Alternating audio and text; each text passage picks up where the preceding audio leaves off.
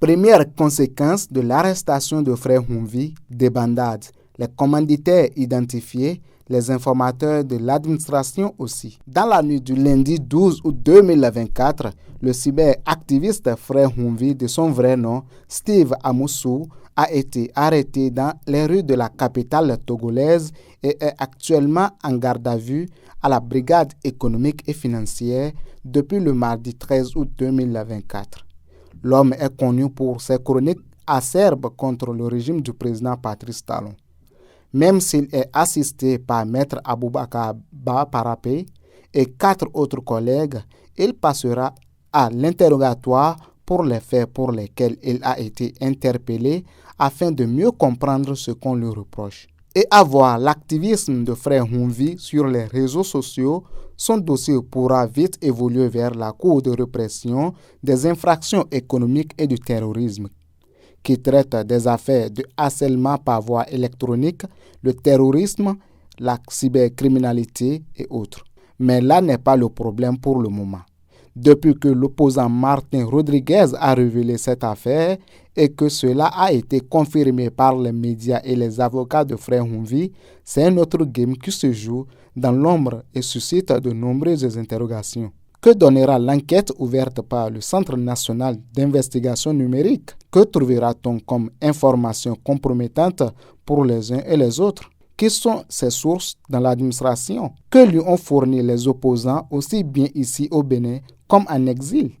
Autant de questions qui trouveront sous peu des réponses avec l'enquête du CNIN et le procès qui suivra. On n'en est pas encore là que déjà ces questions créent déjà la débandade au sein de l'administration et de l'opposition. Une débandade à la vitesse d'un Usain Bolt pour être loin du Bénin et aussi surtout du Togo pour que des graves révélations qui sont attendues ne les éclaboussent. De toute façon, selon nos sources, des commanditaires sont en train d'être identifiés.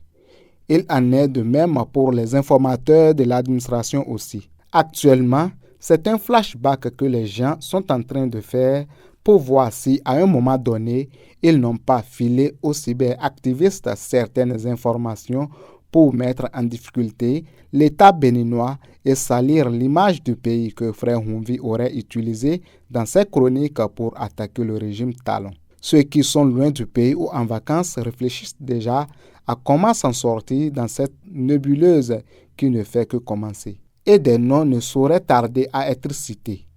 De l'autre côté, l'opposition au régime Talon vient de perdre ainsi un maillon de sa stratégie, sinon son porte-voix. Ce qui la met très en difficulté avec des membres pris de panique, surtout ceux qui crient et qui avaient maille à partir avec la justice. Qu'auront encore de compromettants les enquêteurs sur l'opérateur économique Martin Rodriguez, qui de l'ancienne députée Amisetou Afo-Djobo, de l'ancienne ministre Valentin Djenotin et des autres en exil? Ça sent tout simplement le roussi, car l'heure n'est plus à la réflexion, mais la débandade, de peur d'être cité par Steve Amoussou, qui se trouve aujourd'hui face à son destin.